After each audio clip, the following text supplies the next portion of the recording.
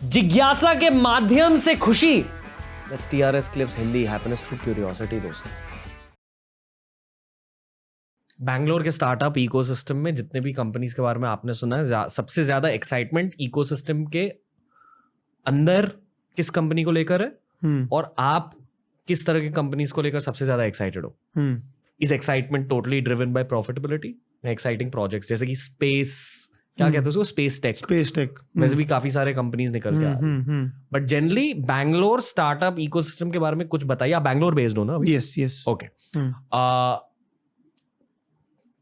Speciality क्या है बैंगलोर में रहकर? आप ओरिजिनली दिल्ली से हो, राइट? क्यों शिफ्ट हुए बैंगलोर? ओके, और दूसरा सवाल ये है कि बैंगलोर की रियलिटी थोड़ी सी ड्रॉ आउट कर दीजिए देश के लिए।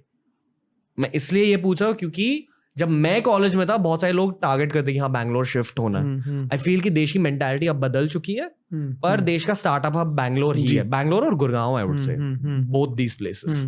क्या हो रहा है इन दोनों जगहों में प्रैक्टिकली अब 2023 में, और क्या हर किसी को सक्सेस मिलता है बैंगलोर में, ये भी बताइए।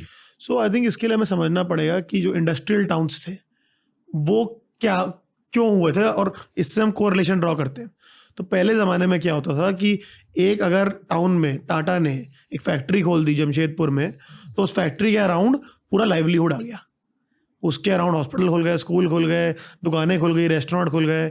उसी रेस्टोरेंट में जो लोग जा रहे थे, वो जो लोग पैसे कमा रहे थे वो और सर्विसेज खरीदने लगे, मॉल्स खुल गए, similarly so on and so fourth. तो एक इकोसिस्टम बन गया, इसलिए लोग बड़े शहरों में जाते थे या फिर टाउन में जाते थे जहाँ पे एक कॉमर्स होती थी। सिमिलरली अगर हम टेक इंडस्ट्री को देखेंगे तो इंडिया के अंदर प्रीडोमिनेंटली बेंगलोर है जहाँ पे ये पहले शुरू हुई थी, और इसके अंदर हम क्रेडिट देंगे कंपनीज को, TCS, इन्फोसिस, विप्रो, जिनके शुरू के कुछ ऑफिस बेंगलोर में थे। यहाँ पे इन लोगों ने खोले अपने ऑफिस। अब इन ऑफिस खोलने से क्या हुआ कि इनके जो एग्जीक्यूटिव्स थे, इन एग्जीक्यूटिव्स ने बहुत कुछ सीखा TCS ऑफ द बड़ी बड़ी कंपनियों में। इन लोगों ने उन कंपनियों से निकल के और कंपनियां खोली।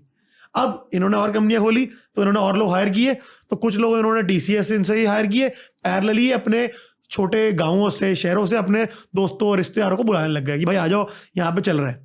तो शुरू में तो देखम देखी में, रिश्तेदारी दोस्ती यारी के चक्कर में कई लोग माइग्रेट किए, पर जो लोग माइग्रेट किए इन्हीं लोगों ने देश का फ्यूचर बनाया, इन्हीं लोगों ने टेक की पहली लेयर बनाई देश के अंदर।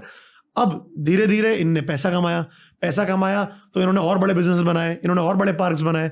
Similarly it became a cycle बन गई कि वो चलती गई, वो बढ़ता गया और लोग जुड़ते गए। सो अगर आप बैंगलोर को देखोगे, गुड़गांव को देखोगे, तो कोई वजह कुछ जगहों में ऐसा कुछ खास नहीं है।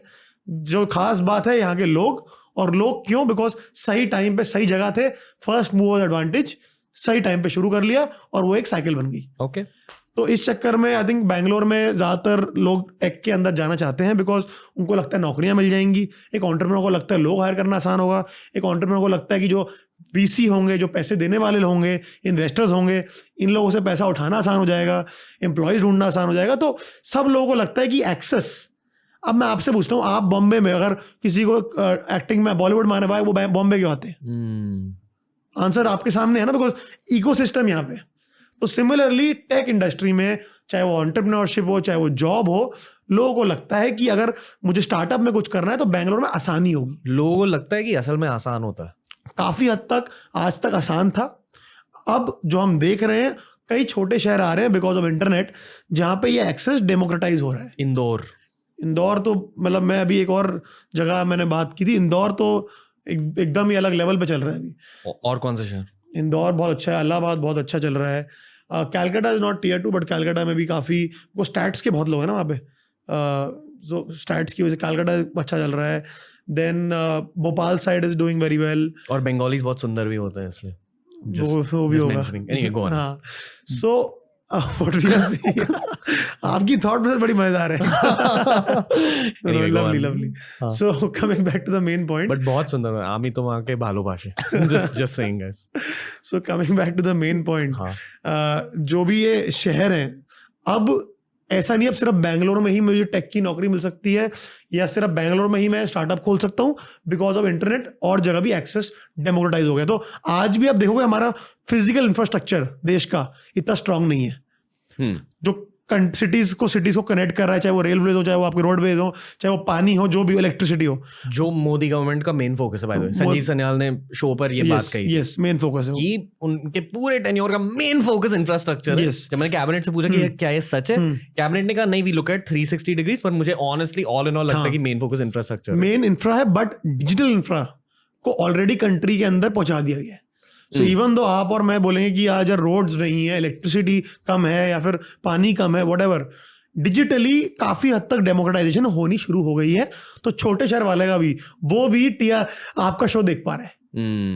ऐसा नहीं कि सिर्फ बॉम्बे बैंगलोर वाले लोग आपका शो देख पा रहे हैं, नहीं।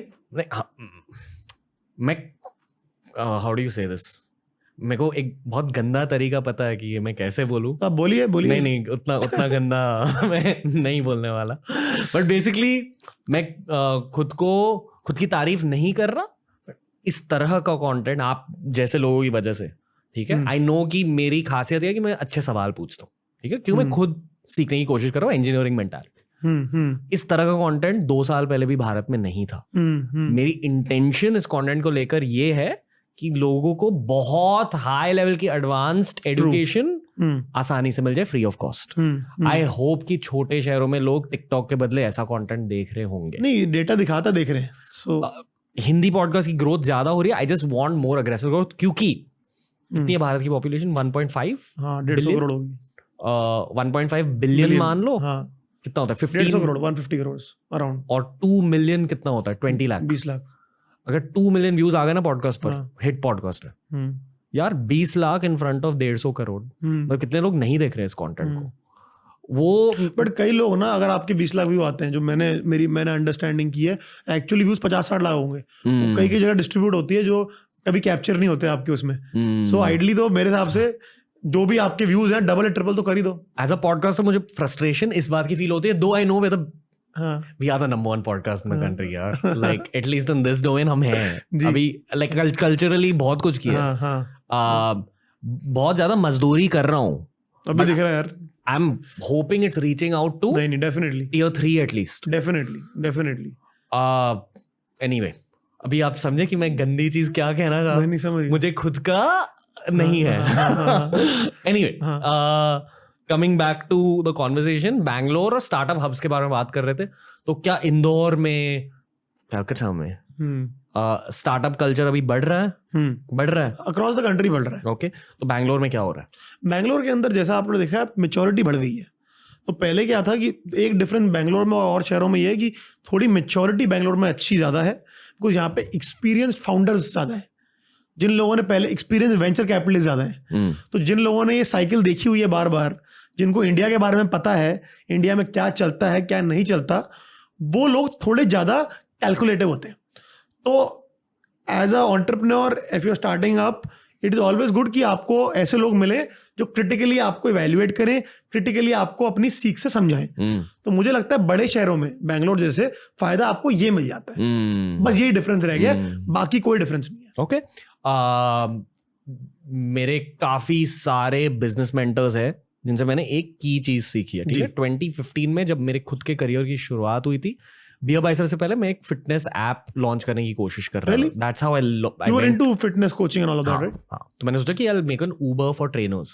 बहुत idea honestly, once you get into it, but तभी लगा कि बहुत कूल आइडिया। This is 2014, 2015।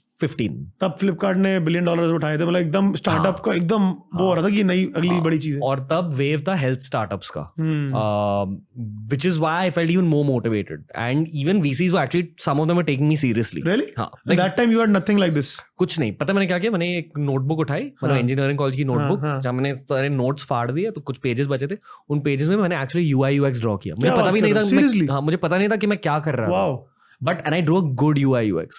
ये लेवल के लॉन्च के बाद मैं अभी समझाऊं कि good UI UX versus bad UI UX क्या होता है, and I drawn a good UI UX, so I had a natural incline for that. उसकी वजह से मैंने बियर बाइसेप्स स्टार्ट किया, क्योंकि एक VC ने मेरे को कहा कि यार मार्केटिंग कर लो सोशल मीडिया पे। और फिर जब मैंने बियर बाइसेप्स की शुरुआत करी, इसलिए शुरू किया था आपने? फिर आई रियलाइज कि इतनी ज्यादा अपॉर्चुनिटी है यार। Wow. And that's how then it led to everything else, Hindi, monkey, level, सब कुछ। और लेवल में जो अब हम कर रहे हैं ना, it's a version of that basically. इसमें मतलब लेवल में आप कर क्या रहे हो, थोड़ा मुझे एक बार एक्सप्लेन, बिकॉज मैं भी ना, मेरे कई दोस्त हैं, जैसा आपने बताया मेंटल हेल्थ एक हमारी जनरेशन में बहुत कॉमन कॉन्सेप्ट है। एग्जैक्टली। तो मेरे को जैसे वो पूछते हैं यार क्या करें, एंड सब लोग श्रिंक्स वगैरह पे जाना ना चाहते ना पैसे, तो मुझे लगता है कि जो आप लोग कर रहे हो, थोड़ा आप मुझे एक्सप्लेन कर सकते हो, मुझे एग्जैक्टली पता नहीं। Thanks for the opportunity to market my ये वही दो एंटरप्रेन्योर्स की केमिस्ट्री। ओके, पर बेसिकली मेंटल हेल्थ का प्रॉब्लम है। मेडिटेशन पूरे तरीके से एक सोल्यूशन नहीं होता, बट काफी हद तक आपकी मेंटल फिटनेस की कोचिंग हो जाती है जी। जिस तरह से आप जिम जाते हो, आपका मसल मास बढ़ता है, आपकी ओवरऑल फिजिकल हेल्थ बढ़ती है क्योंकि आपका मसल मास बढ़ा है। ऑब्वियसली उसी तरह से ब्रेन की भी पावर और ब्रेन की स्टेबिलिटी आप बढ़ा सकते हो मेडिटेशन के थ्रू।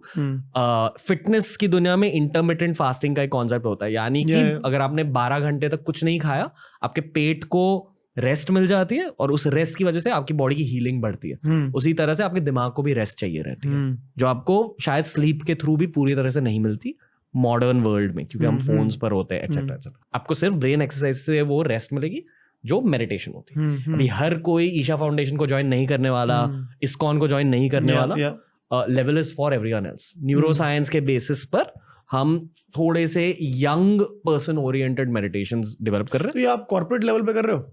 हाँ, दैट्स द प्लान। हाँ, बिकॉज वो बहुत जरूरी, मैं खुद आपका कस्टमर बनना चाहूंगा if you genuinely ask me, because ये बहुत कॉमन चीज है। कॉर्पोरेट गेम्स अब शुरू कर रहे हैं। ऑनेस्टली आई फील कि we were still in beta till now.